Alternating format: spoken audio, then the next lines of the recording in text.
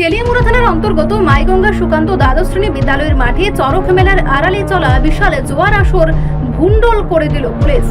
অভিযোগ, ধর্মীয় মেলার পবিত্রতাকে ঢাল বানিয়ে একদল অসাধু চক্র প্রভাবশালী মহলের ছত্রছায়ায় রাতারাতি এলাকাটিকে ঝান্ডি মুন্ডা খেলার মুক্তাঞ্চলে পরিণত করেছিল।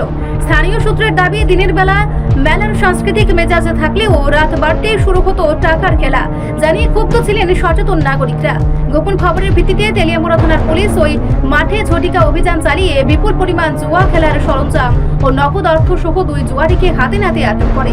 এই অভিযান এলাকায় ব্যাপক চাঞ্চল্যের সৃষ্টি করেছে। ঘটনার পর এসআই সুমিত্রা দেববর্মা সংবাদ মাধ্যমকে জানান, সমাজ থেকে এই অবৈধ কারবার নির্মূল করতে পুলিশের পাশাপাশি সাধারণ মানুষের সক্রিয় সহযোগিতা একান্ত প্রয়োজন। ধর্মীয় অনুষ্ঠানে পবিত্রতা নষ্ট করে চলা এই জুয়া সিন্ডিকেটের নৈপথ্যে আর কারা জড়িত তা খুঁজে বের করতে পুলিশ তদন্ত জারি রয়েছে। এলাকাটিকে জুয়ামুক্ত করতে প্রশাসনের এই কঠোর পদক্ষেপকে সাধুবাদ জানিয়েছেন স্থানীয় বাসিন্দারা। আজকে একটা মেলা ছিল তেলিয়ামুড়া মাইগঙ্গা এলাকায়।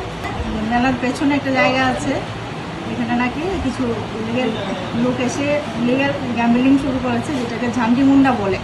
তো সেই মূল আমরা আরও স্টাফ নিয়ে ওই জায়গায় পৌঁছি, রেড করি।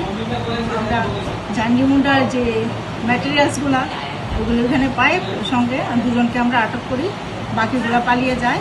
কিছু টাকাও আমরা এখান থেকে নিয়ে আসি, প্রপার সিজ করি আমরা এগুলা। বর্তমানে তারা আমাদের পুলিশ কাস্টডিতে আছেন 2 জন।